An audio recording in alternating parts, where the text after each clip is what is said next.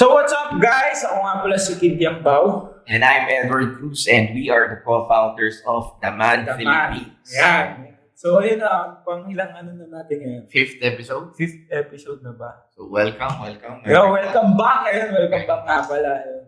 So again, sa mga first viewer natin, this show is about creating a support system, no, for men to help them improve their mental capabilities, no, not just the physical attributes nila.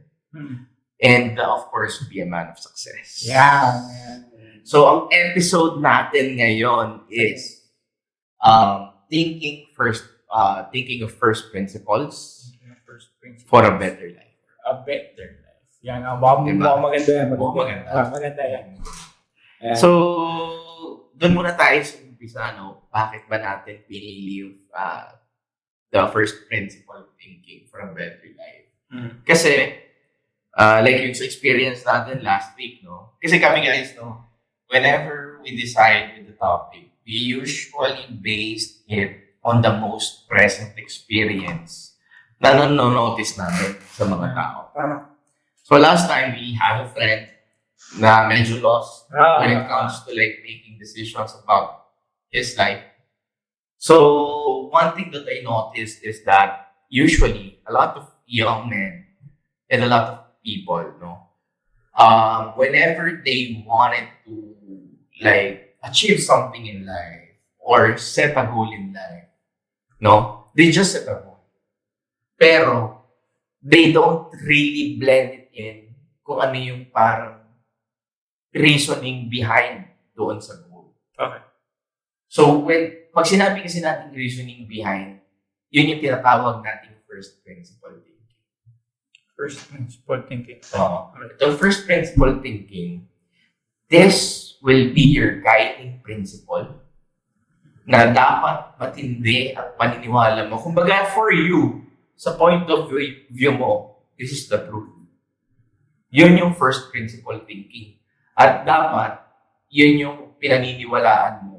At doon mo ibabase yung mga gagawin mong desisyon para sa goal. Okay.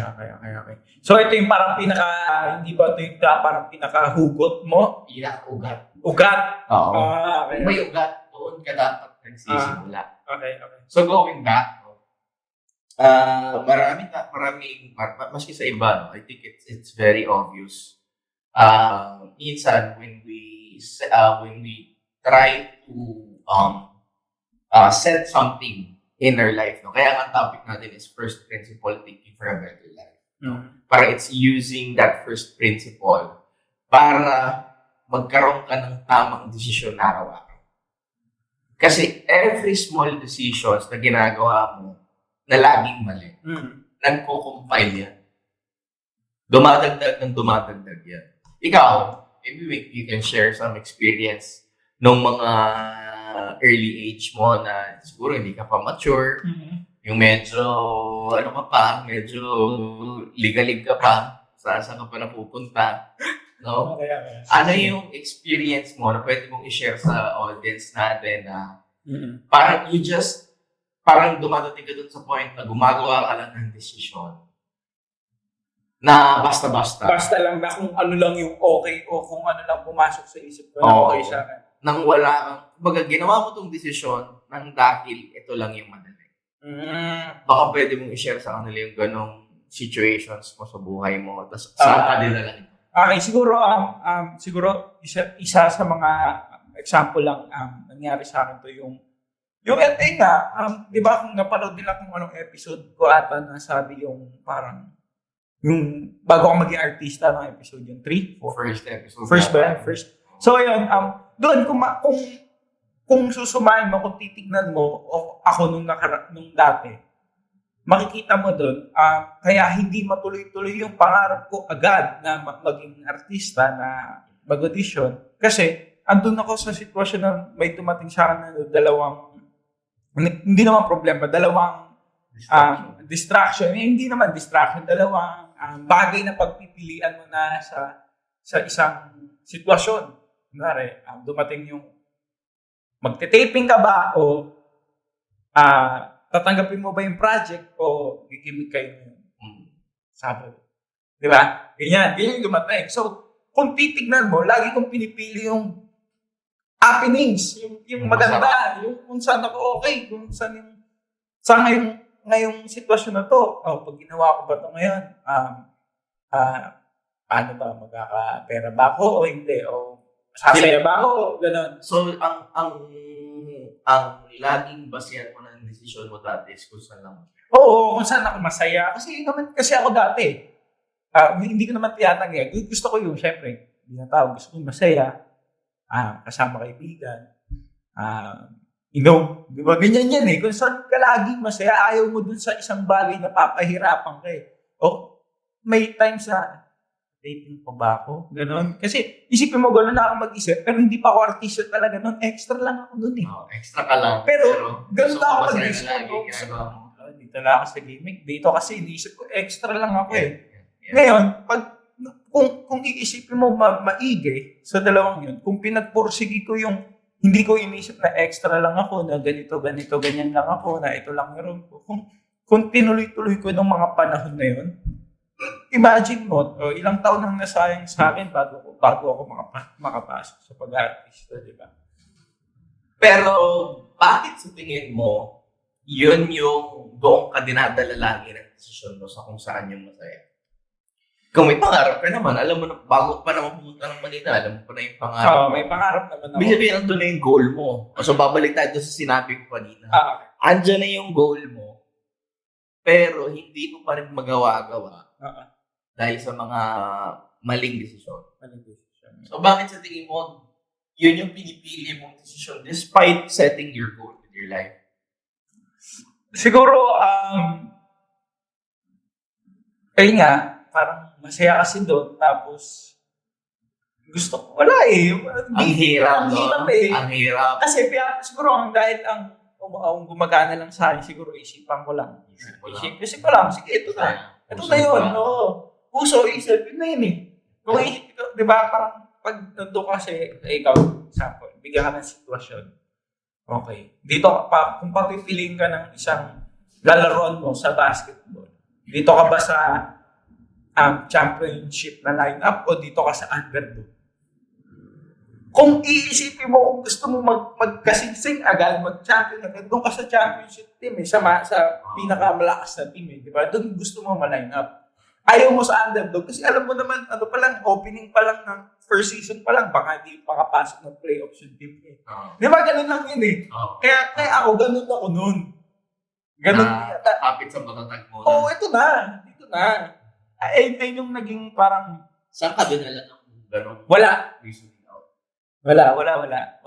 Dahil gano'n ang paniniwala mo, wala. Paano wala? Anong ano? Hindi, parang siya eh. Kumbaga, okay, let's say ngayon, party ako ngayon. Okay, magre-reflect lang siya in the next week ng party. Magre-reflect lang din siya, di ba? Magre-reflect lang din. Aabangan mo yung namang masaya na to, dapat next week, mas masaya to. Di ba? O, itong dumating na next week na to, dapat in the third week, mas masaya lang. Ito, mas maraming babae, mas maraming ganito. Lalo sinasagad. Ganon ako talaga. No? Ay talaga yung unang pumapasok sa isip ko. For example, papapuntahin ako ng utusan ako ng ng mga kamag-anak ko. Pumunta ka ng Cavite, Sabado na punta ng Cavite. Asikasuhin mo yung ganito, ganyan. Magyayaya ka na rin, magyaya ka, dansang ka. Saan dito ako, pa-Cavite ako eh. Mamaya ka na umuwi kasi pwede tayo balcony mamaya. O diba, isipin mo, ang gagawin ko, yung i-invest na mas makakatulong ako sa pamilya ko, sa lahat ng desisyon magagawa mo. Sa pamilya mo, makakatulong ako ng mas maaga. Ang gagawin ko, hindi, gimmick muna ako. Pwede naman ako may na madaling araw. O, idip lang ako ng ilang oras sa biyahe. O, okay na, tsaka uwi. Diba? Tapos pagdating mo sa bahay, hindi ka mapakinabangan sa bahay. Hindi mautusan, galit ka pa eh. Utusan kayo kung paano. Diba? Ganun yun. So, ang nangyari sa'yo, despite you coming into Quezon City o sa Manila, having that complete goal in your mind, you want to be successful in this career ng show business. Pero nung nag-compile yung mga maling desisyon mo sa buhay, na nag-cause sa'yo ng mga temporary happiness in life. Sa tingin mo, siguro, you feel validated, you feel uplifted dahil, copings ka eh. Diba, pinagkakagulong ka eh. So, maraming may gusto sa'yo, na-appreciate ka ng tao sa paligid mo, you feel validated, and a lot of us wants that. But the problem is, sa nakikita ko, naging secondary na lang yung primary reason mo kung bakit ka pumunta ng Manila. It is to become successful. Naging secondary na lang siya because of the happenings na nangyayari sa'yo. Diba? Parang nakalimutan ko, ganun. Nakalimutan mo. Definitely nakalimutan ko kasi nakabalik ka naman ngayon. Diba? Nakalimutan mo lang. You know, like for me, if I'm gonna dissect that situation na nangyari sa'yo, kasi even sa akin nangyari yan. But I chose to just to change my life. One thing that I realized is that every time na we always make those tiny decisions, those tiny decisions na laging mali. Hindi ko naman siguro masabing mali, but maybe it's not right for the life that you're aiming for. Baka yung desisyon na to, hindi pala yun yung tamang desisyon para sa buhay na gusto mong mangyari para sa kinabukasan. Diba? The problem with that is, we always base our decision making sa kung ano yung madali, kung ano yung masarap.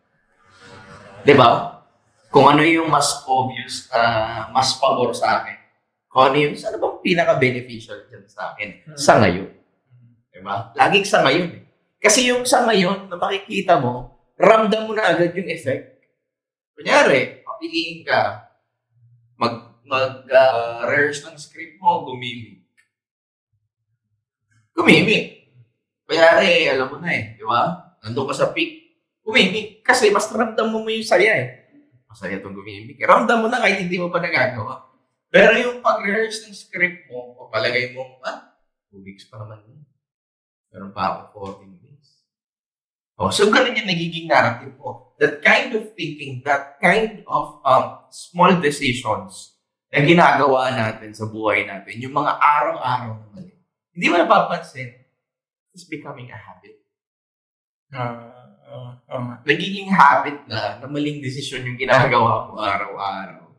Tapos magugulat ka after 1 month, 2 months, 6 months, 1 year, ang layo mo na naman dun sa target mong goal.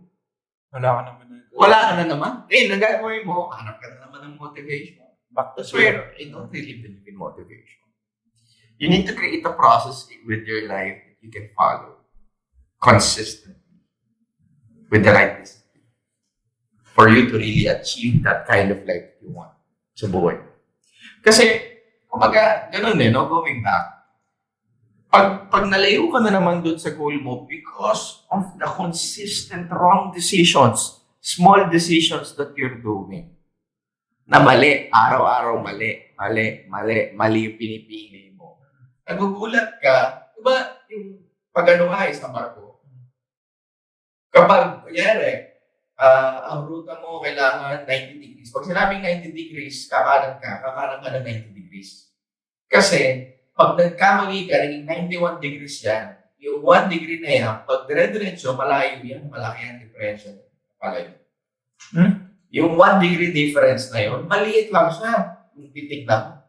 Pero kapag nagdire-diretso at malayo yung naging distansya mo, kunyari, yung direction mo, di ba? Sobra ng 1 degree. Di ba? Nagdire-diretso ka, di mo napapansin, ang layo mo na talaga sa goal mo.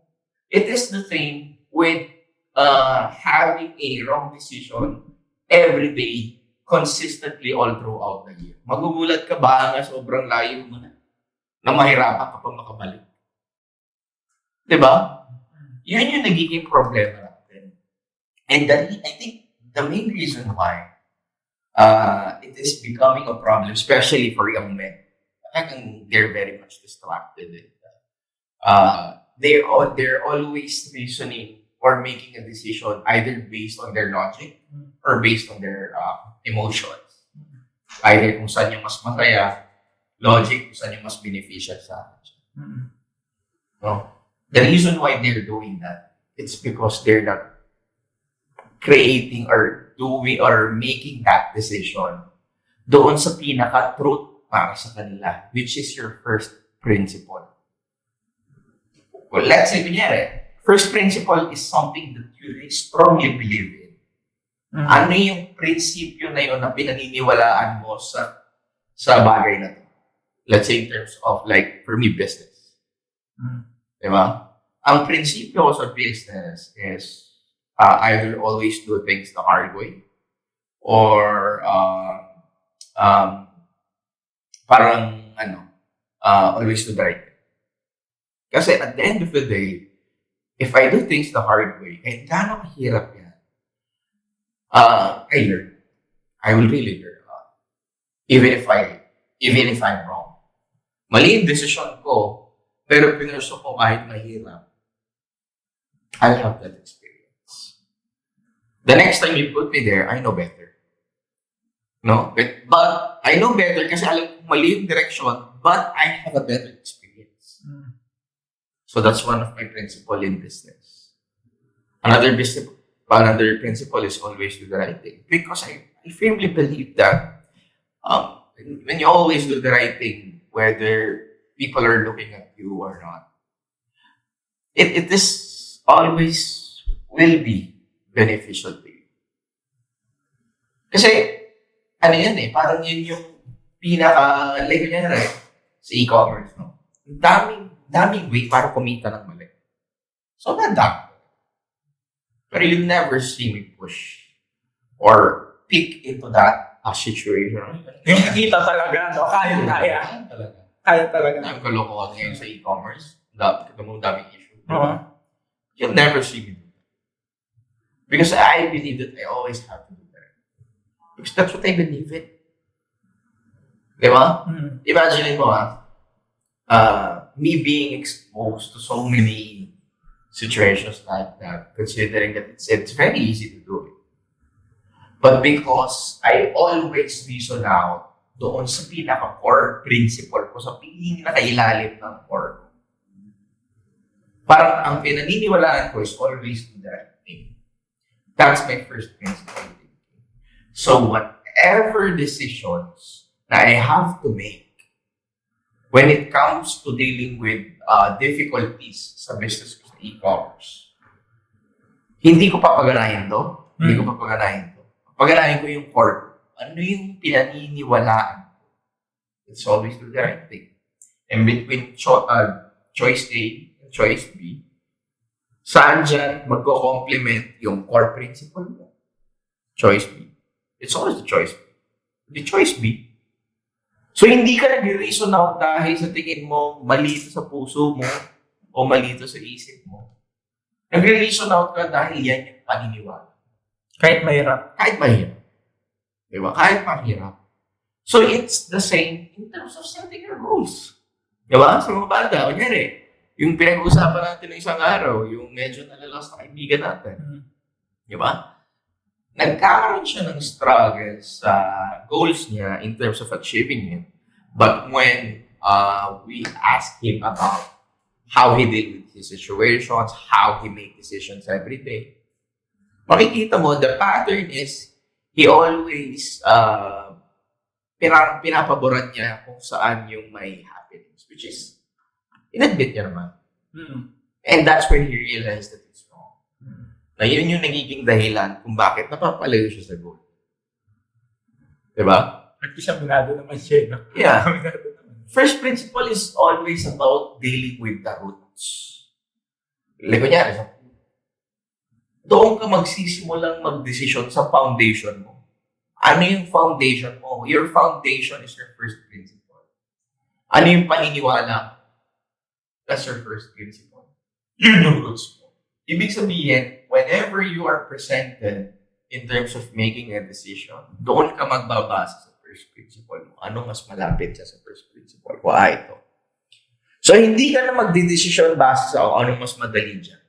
Ito. Pero ito yung mas malapit sa first principle mo. Kung wala kang first principle na paniniwalaan, doon ka lagi mapapersuade sa mapali. Kasi people will always choose what's easy. Easy money, di ba? It's very evident sa dito sa Pilipinas, di ba? Kung ano yung madali, doon tayo. Ano yung easy money, doon tayo. Di ba? Ano yung fast result, doon tayo. Di ba? It's always what's easy. Yung lagi yung pinana, no? Oo. But then again, yun nga, no? Babalik tayo dito sa kwento. Kung umpisa pa lang, you really set up na sanabi mo sa sarili mo, you commit that this is your belief. Ito yung gagawin ko because this is what I said I'm gonna do. So this is my principle about my work ethic. Whenever I said that I'm gonna do something, I'm gonna do it by hope or by crook. O, diba? Kung sinabi mong gusto mong maging successful as magiging artist, that will always be your first principle thinking. Kapag torn ka sa decision making about sa career mo, let's say, kunyari, matatamaan yung career mo, you have to make a decision either magpapakasaya ka ngayon o pagpapabukas mo yung career mo. So, you reason out based doon sa core mo. Ano yung pinaniniwalaan? Gusto ko maging magaling. O sa tingin mo, pag umimik ka mo, maging magaling ka. It's not about suppressing the things that can give happiness to you. Of course, it's not. Everything that is parang pinipigilan ka, dun yung yun yung nagbibigay pa sa'yo ng urge to really pursue that thing. So never force yourself na parang iwasan yung mga bagay that will give you happiness. But of course, you have to always think or understand kung kailan ka na ba sumusobra. At kailan naapektuhan na yung sinabi mong goal na dapat mong gagawin ngayong linggo. Kwento. So, ganun siya. Diba? It's always about dealing sa roots. And even sa kunyari sa organization, sa company, first principle thinking kasi you can use it in so many forms. Pwede yan sa business, pwede yan sa relationship, pwede yan sa buhay mo. Pag-achieve mo ng goal. Parang sa lahat, parang pasok naman siya kung may isang goal ka lang na I think na pinaka gusto mo makuha, di ba? Ang bottom line niyan, it is establishing that prinsipyo o principle na pinaniniwalaan mo doon sa category na yun. Let's say it now, what do you believe in? Never lie. Sa business, it's always do the right thing. Sa buhay mo, it's always, for me, may principle sa buhay ko, it's always having that best experience. So whatever I do, I give my all. Because I want the best experience. I build business, I give my all. Diba? Tama. So that's what I always believe in. Pero right now, I think you're already doing that. Oo. Maybe you can share paano ka dumating sa point na you transition from a person that's always making the wrong decision to a person who is accountable with his decisions and was able to really change the course of his life? Siguro hindi ko pa nga yan na-realize nitong nakaraan kung hindi ko pa narinig sa'yo. Oo, kasi nung na-explain mo sa akin, tawagin na may ganun pala. Ngayon, nung narinig ko sa'yo, naisip ko nung nakaraan, tama din pala yung ginagawa ko. Kasi nga kaya ako, ayun nga yung mga ibang dahilan ko kung bakit ako. Unang-una, hindi mo na ako makikita sa gimikan. Ako lumigim pa rin ako. Hindi ako lumigim. Hindi ako umiinom. Hindi na ako nag-ios. Di ba? Isipin mo, yung mga bagay yan, ayun yung mga iniwasan ko na alam ko kasi na hindi makakatulong sa akin sa mga gagawin ko sa susunod na panahon. Kasi ayun ang iniisip kung anong makakabuti ba ito sa kinabukasan ko. Kasi iniisip ko, gagawin ko yung lahat ng yun kung unang-una, financial stable na ako. Yung wala na akong problema sa pera, sa karir ko, yung kusa ng dumadaloy lahat ng pera, ng gagawin ko. Hindi yung ako yung naghahabol.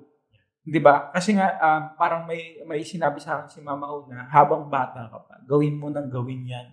Kasi once na malipasan mo ng panahon, ikaw maghahabol.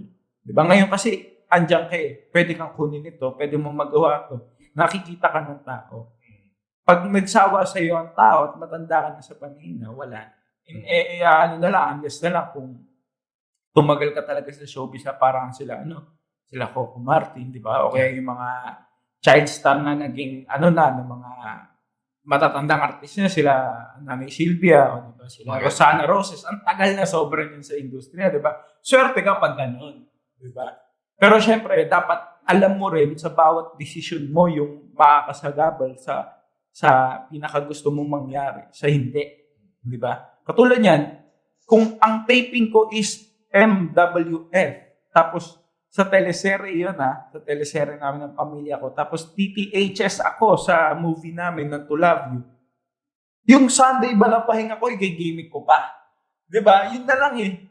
Kung i-gimmick ko, di, malamang binigyan ka na nga ng trabaho, sasablihin mo pa ba? Ganon yung nasa isip ko. Kaya, pag ako niyayaya ng mga ibang kaibigan natin, hindi talaga. Hindi mo na kaya. Kung gusto niyo, tambay lang tayo. Pumunta kayo sa akin, puntahan ko kayo ganyan. Pero ayoko na may mag-inom kayo. Pero yung para lumabas tayo sa isang lugar na magwawalwal, di ba? Hindi na pwede. Hindi mo. Gagawin ko nga yan pag naging successful na ako. Pag okay na ako talagang okay. Control ko na yung oras ko, yung pera ko, yung negosyo ko, di ba? Ganun gusto ko, ganun ka-smooth na yung trabaho. Pag ganyan na, okay na. Maski sa sarili ko sa pagtato. Ganun. Papatato ako kasi ang dami. Si Zeus, unang-una, si Zeus. Lagi akong gaganyan ni Zeus na mga barkada ko. Kasi yung barkada ko, naging tattoo artist na. So ngayon, gusto niya ako tutukan. So may mga barkada ako na patato lang ng patato. Isipin mo mas magbata pa sa akin. Nakikita ko, nagpapatato. Si Josh, nagpatato. Diba ganun? Ako sa isip ko, hindi ako magtatato. Kasi malay mo, kung mawala man ako sa pag-artista at mag-apply ako sa ibang trabaho, paano kung bawal yung tato?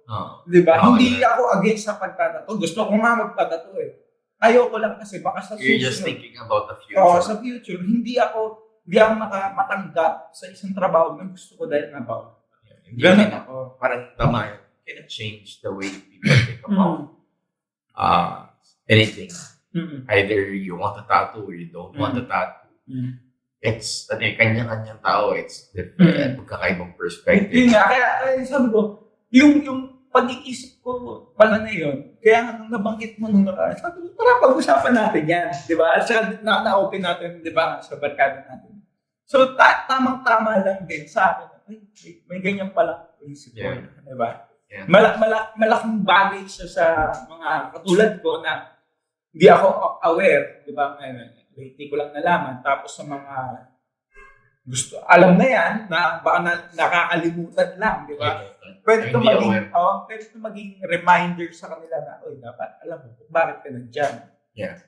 Di ba? Not only that, hindi naman tulad nung kanina nang usap tayo, na hindi naman porket na-build mo na yung first principle thinking mo, yung paniniwala mo, talagang meron na yung mga times na compromise mo siya. It is not, parang it's not a perfect world na parang once na pinaniniwala ka dyan pa na lang.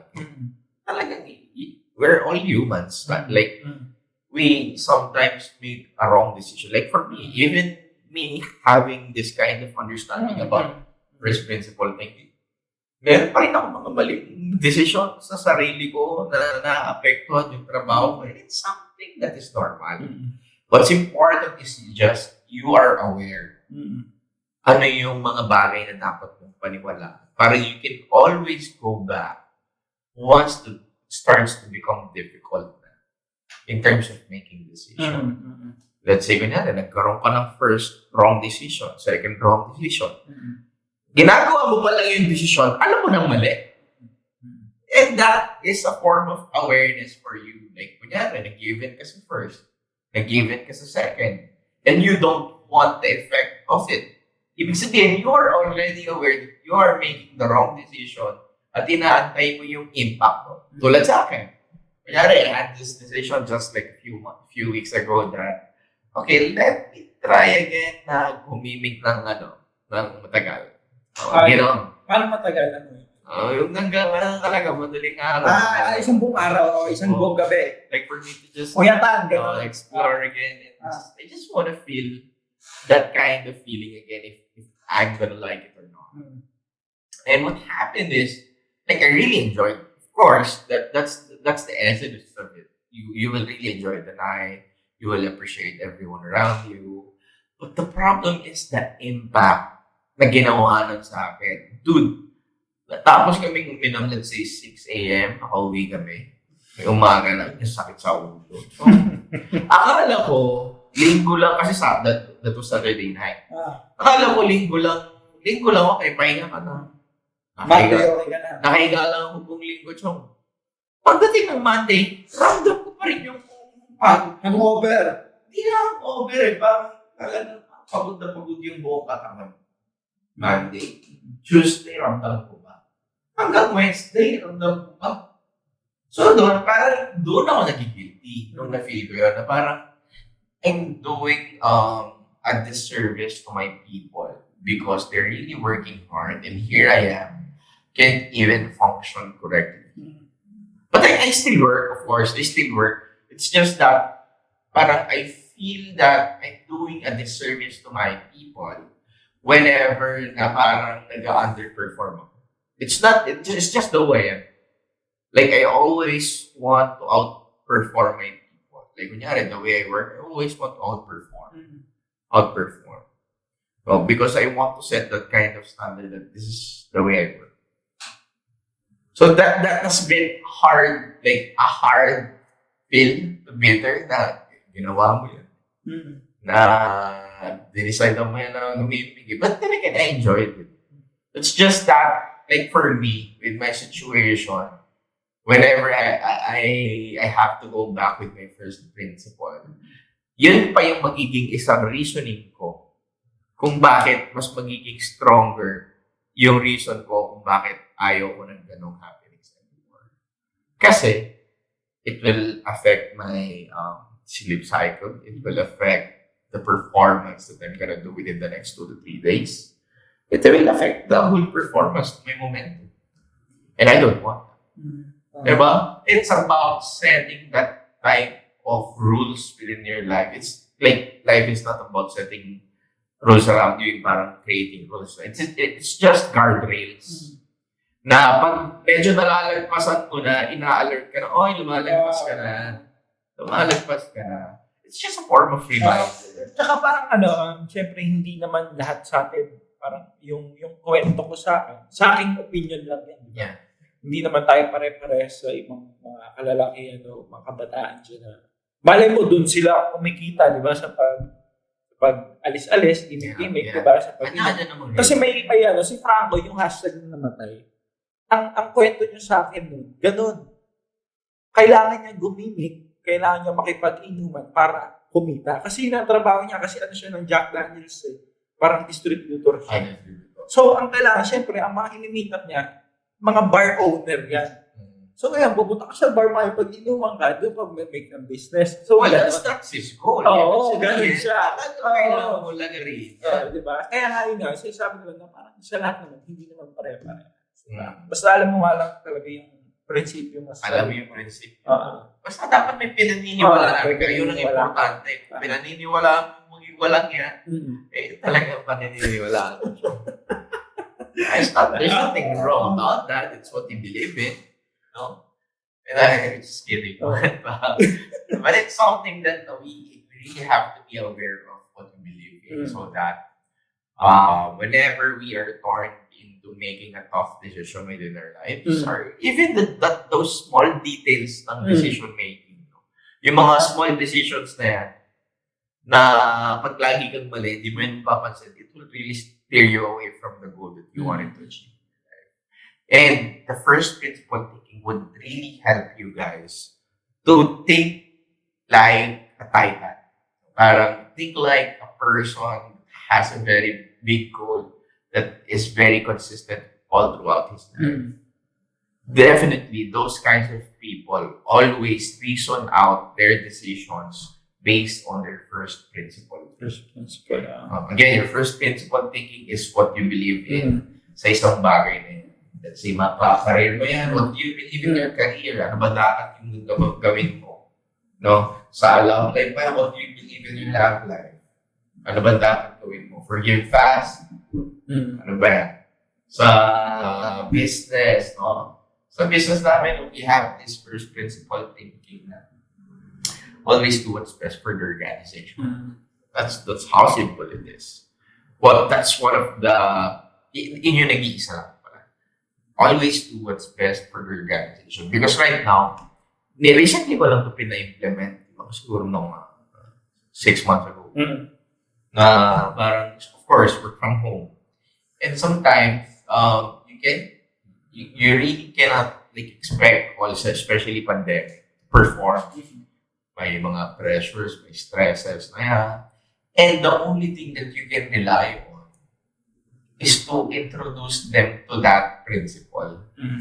Na whenever they are presented with difficult decision making, doon sila dapat mag-reason out sa first principle thinking. So whenever they are torn, like let's say, doon sa dalawang decision na magtatrabaho ba ako o hindi. Those two are a very simple question. That is a very simple question, but that is a very tough decision to make. Kasi, syempre, part na minsan ng desire. Gusto mo ba kainin? Ayun, trabaho. Ganun din ako.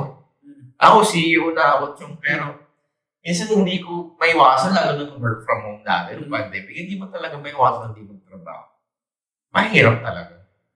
Kasama pa yung stress, yung pressure, nung burnout nga ako talaga hindi ako makapagtrabaho 2 months. So, yun yung i-implement ko.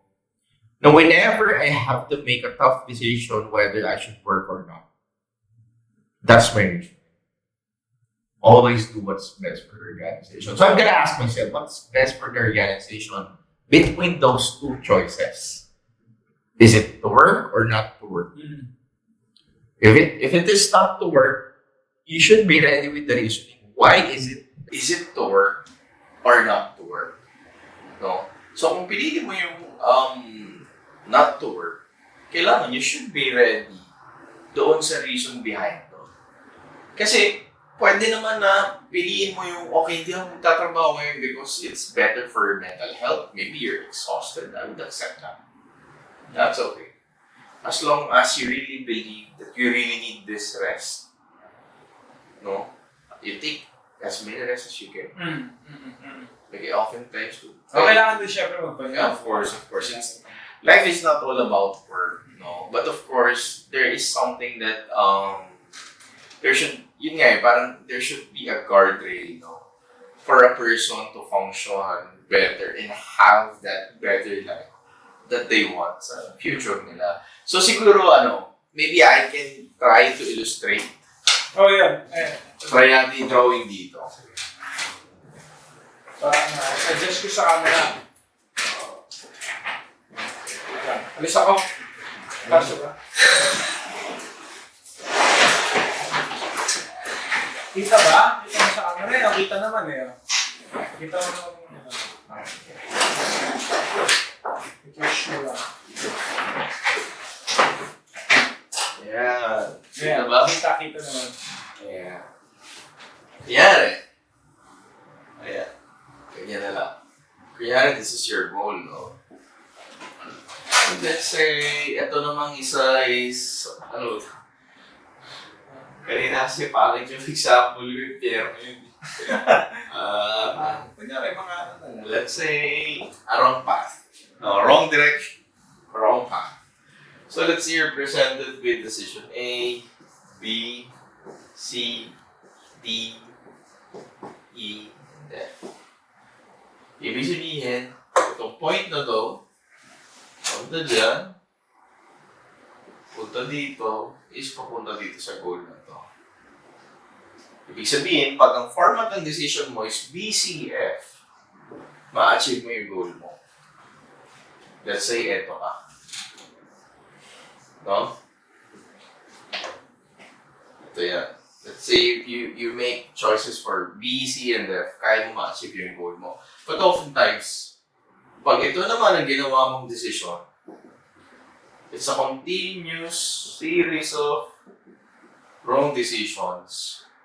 Dito ka naman pupunta sa wrong direction. Diba? Yun yung hindi natin napapansin. Okay. Na continuous yung maling decision natin dahil we are not reasoning out sa first principle natin. Ang first principle kasi, ulitin ko, para siyang you have to deal with the roots. No, let's say you puno. No? The strongest foundation of a tree is its roots. So this should be your core principle. Diba? Kung gagawa ka ng decision making, dapat dito. At dito yung puso mo. Dito yung utak mo. Pag gagawa ka ng desisyon, dapat dito mo ibabase. Gaano ba kalakas yung foundation mo? Kasi, sometimes, kunyari, you are presented with A and B decision. Ginamit mo lang yung logic, yung isip mo. Yung logic minsan, ito yung mas madali. Ito yung mas mahirap. No? Pero ito mas mahirap, ito yung mas align sa core principle mo. No? Ito yung mas align, ito yung mas makakatulong sa iyo. Ito mas madali, obvious to. Dahil ito yung nakikita ng isip mo na advantageous sa iyo. So kung magre-reason out ka, gagawa ka ng decision base sa nakikita ng isip mo, at hindi base sa core principles mo, oftentimes, dito ka mapupunta. A, B, E. Mali. O, pag sa puso naman, minsan may mga bagay tayong ginagawa ng decision because of love.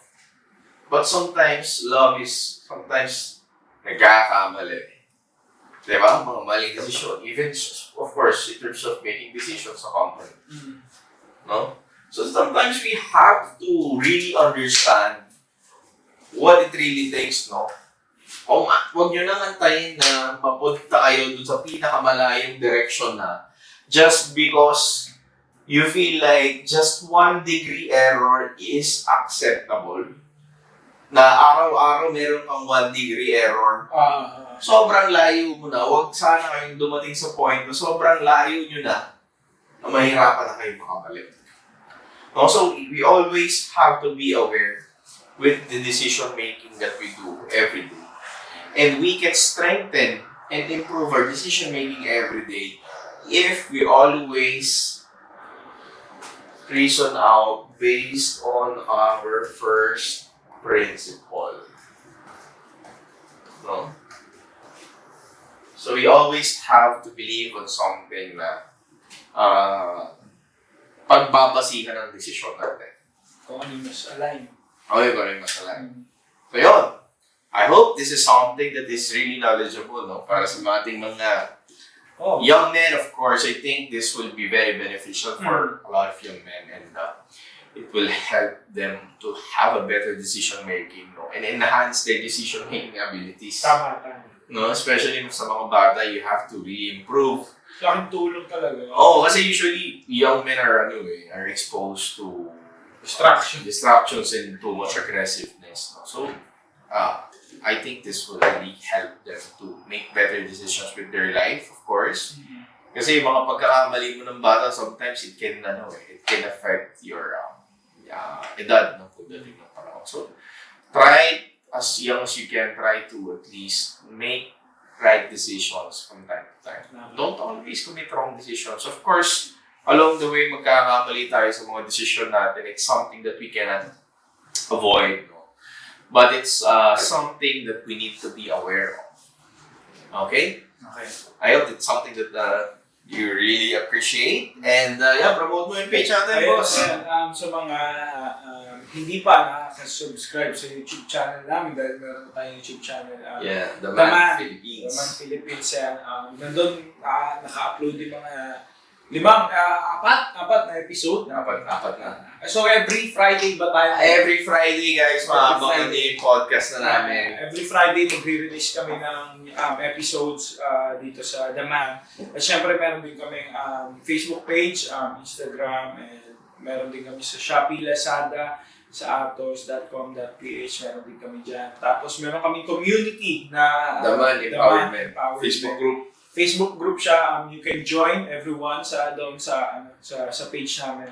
So, libre lang naman to. No? Libre lang to. Yeah, So, ayun, maraming salamat guys. Thank you so much. Ikaw? Yeah, that's all. Maraming salamat and we'll see you next week. Thank you. Bye-bye.